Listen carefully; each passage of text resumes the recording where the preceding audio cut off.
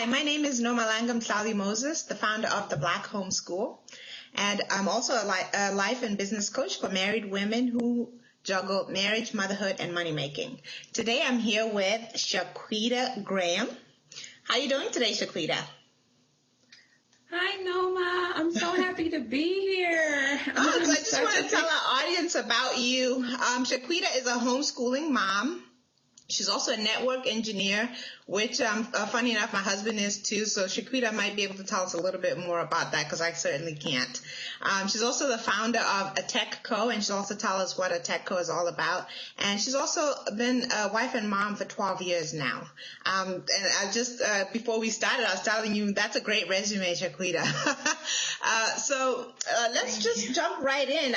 I'm very interested, of course, because I'm also a homeschooling mom, about this platform that you've built called a Techcom. Can you tell us a little bit about that? Sure. A Techcom.com came out of my experiences being a network engineer and also writing curriculum for schools. So I decided that it was going to be very important for children and homeschooling families and even schools to have access to a low-cost online platform that would be flexible for them to teach children technology on an in-depth level. It's really about teaching computer science and getting children prepared for some of the accelerated courses in computer science, even on the college level, even on the certification level. So it addresses a lot of that.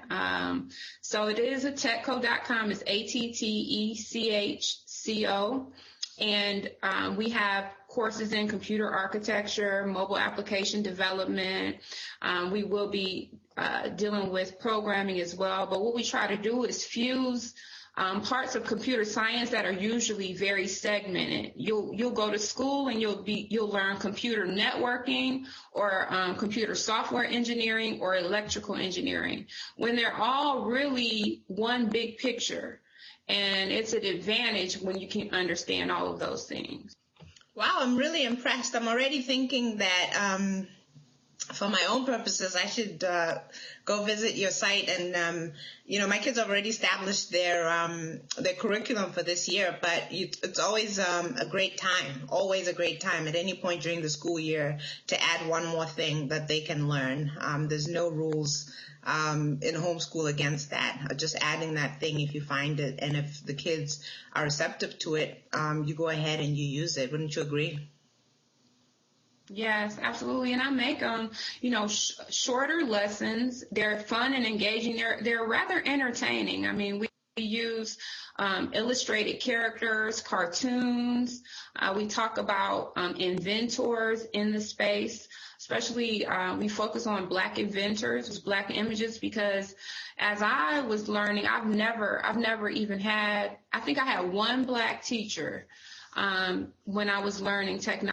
And sometimes in our community, we're finding a deficit in Black people being in this space because the image of who is a technologist, a lot of times, young kids see it as not cool, or they see it as you have to be somebody like a nerd or a Mark Zuckerberg or a mathematical genius. And so I think incorporating our images as Black people and people of the African diaspora in some type of training is important for our children to see, and highlighting those people who have excelled in this area, even children. 7-year-old Zora Ball, who was set a world record for being the first person to create a mobile app. Kids may not know that. That's something that your Black daughter, you might want her to know, Right. Absolutely. I think most people who've heard me talk and have seen me on different segments already know that I'm a homeschooling mom, and I couldn't have been happier when I met you and found out that you're also a homeschooling mom. So can you tell us a little bit about what led you to decide to homeschool your kids? Well, first of all, it was I was afraid. Like I see, you know, I'm a part of a lot of groups on Facebook, so I do talk to a lot of women who are facing the decision, and they're really afraid. And I thought it was impossible because I was working. So I had to shift the paradigm of what I saw as homeschool. Does that mean that, you know, I have to get a chalkboard and I have to stand by my child? And I mean, I work full time. Mm-hmm. My husband has a flexible schedule, so someone is always with the kids as a coach.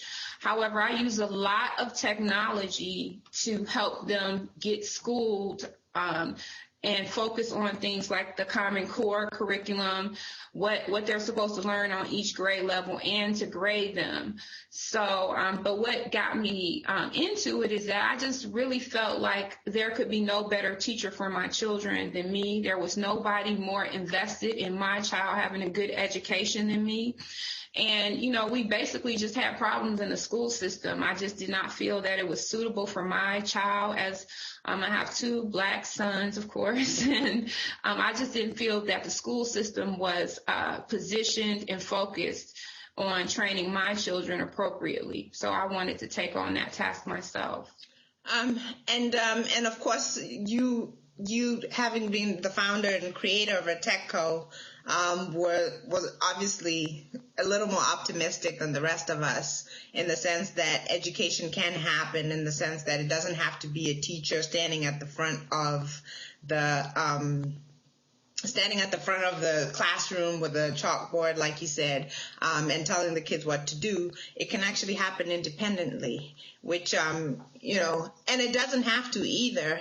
You know, this is my third year actually homeschooling, and one of the things that I can share is each year has looked very different based on what we've learned and what works. The first year I was really, really insecure, but again, my back was against the wall, and I felt like nobody can do, if I feel like I can't do it, why would I impose it on somebody else? So I have to take up this challenge and I have to do it.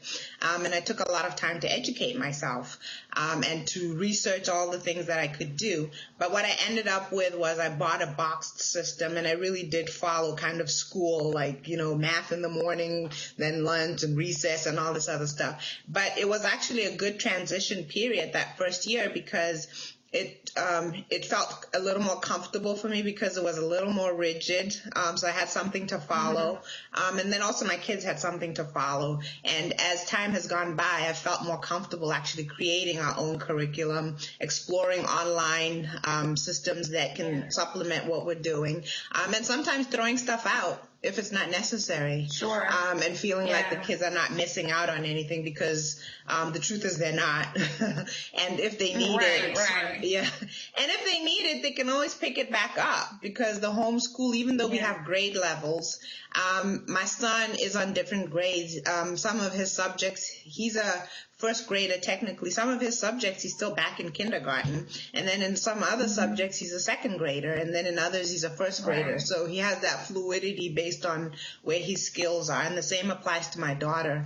I don't know what's grade level she's reading at, but it's not fourth grade. It's way above that, and she's in the fourth grade. So it does give you that freedom to do a little more, and I can't stress enough how important it is for us to share our stories and to encourage other mothers and fathers, to encourage other parents to, at least dip their toes in there and start supplementing, and then see what happens. Absolutely. And as time goes, you may decide to make that big leap. And then I also wanted to mention one other thing that I always say whenever I talk about homeschooling is the honest truth is, even if you take your kids out and you feel like, oh my God, I can't do this, there's no rule that says you can't put them back in school when you find a school that's good, or that meets your expectations, or that has a good reputation, or whatever it is. So it's a big world out there, and you're free to explore it. But I wanted to get back to you, Shaquita, and talk a little bit about you. So you're a homeschooling mom. How long have you been homeschooling? Well, this is our first year. So we started in August with everybody else. So it's only been a few months. And I think it's probably the best decision I've ever made in my entire life, as although it was a source of great stress coming to the decision, my husband and I, we really had to talk about it. But I'm thankful for things like, the Successful Black Woman or the Black Homeschool and different groups that can give you the information and support you need. Because sometimes you're making a decision out of, just a vision that you have of how it's going to go wrong, instead of hearing from people who have done it and using some of their resources, getting some of their guidance. And that's the thing that really helped me, having a resource like that, a group of Black homeschooling moms, understanding what curriculum is out there, learning from what they try, how they failed, how they re-engineer the scenario. So That's been a good experience. I think we would be remiss if we didn't say that it's also tough. It's a challenge. It's certainly not easy. I don't try to put up any pretenses about the homeschool experience. Just like you, I feel like it's the best decision that I ever made. And I don't want to take full credit because, I made the decision along with my husband. It's the best decision we've ever made. But I also do want to also stress that it's not a cakewalk. In the last 3.5 years, which is how long we've been in this homeschool environment, there have been a lot of challenges. There are days where the kids don't want to do their work. There are days where you don't have the energy because you're sick or you're whatever, but they rely on you entirely. I'm a businesswoman, you're a businesswoman. Sometimes the business is pulling you one way, the kids are pulling you another way. But the truth is you can't neglect either one. You don't attend to your business, you don't eat. And if you don't attend to your kids' education, then how much better are you than that public school system that we're saying is inadequate? So there are challenges, certainly. We're just normal people like everybody else with those ups and downs. And you're nodding along, so I know you have the same experience.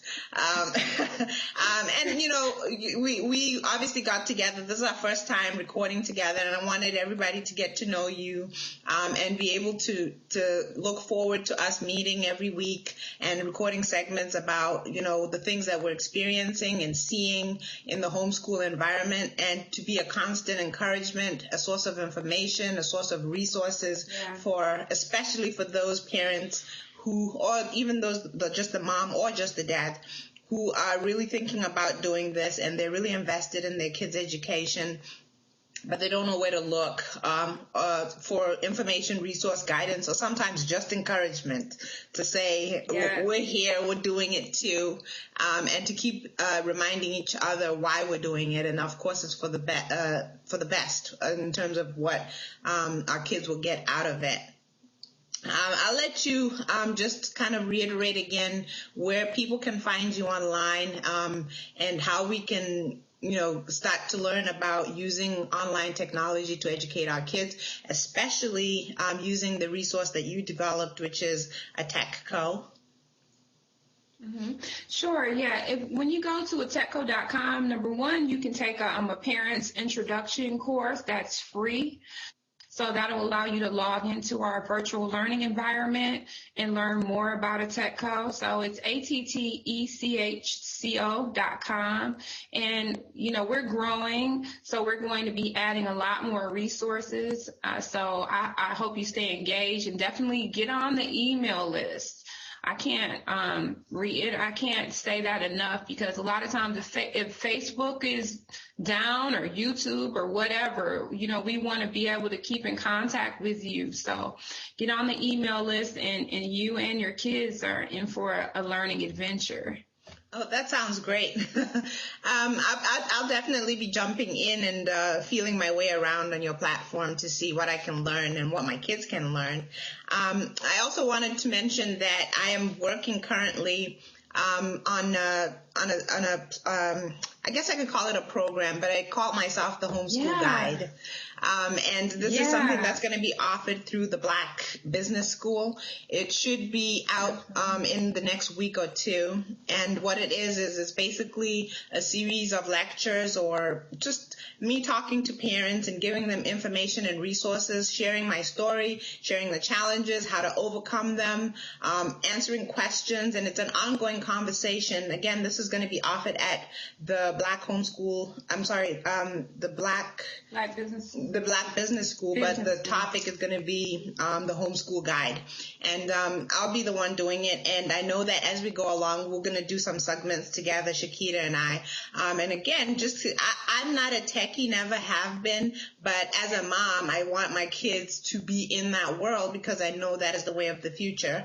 And I'm happy to have somebody who is in that world and is, well-versed in how it works. So she's going to be a great resource in terms of what we should be doing. Again, and I'm a living example of the fact that you don't have to be an expert to expose your kids to what they need to learn to function in this day and age. You can use resources and platforms that are built by other people like Shaquita, and you can have people like Shaquita who will give us the information and the resources so that we know what to do for our children. Shaquita, it's been a pleasure. You have one more thing? I just want to say, I wish I had a guide like what you're creating at the Black Business School. Now that is something that can really get you off the fence. So I applaud you for putting something like that together, and Dr. Boyce as well, having that on the Black Business School. Thank you. One of the reasons actually why I created that guide was because when I was starting, it just wasn't there. Now, mind you, I did find a lot of information and resources out there, but they were not specifically tailored to a Black family.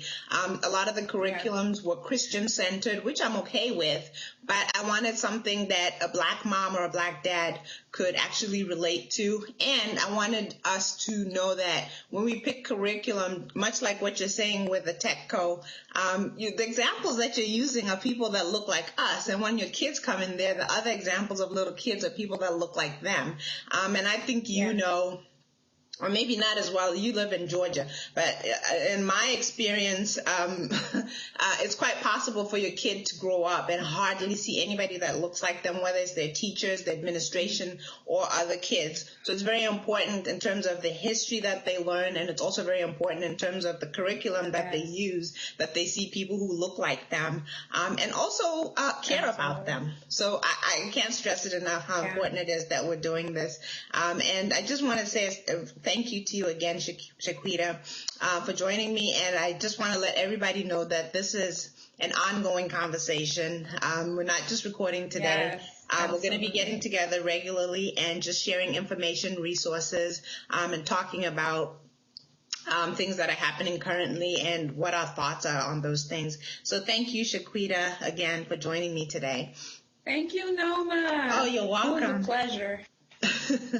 And again, everybody, my name is Nomalanga Mhlauli-Moses. I am the founder of the Black Homeschool, as well as a couple of other blogs. But for today's purposes, the Black Homeschool is what I'd like you to visit. You can find the Black Homeschool at theblackhomeschool.com. And the Black Homeschool also has a Facebook page, which if you go to Facebook and just look for the Black Homeschool, you'll find the page. Thank you for joining us today.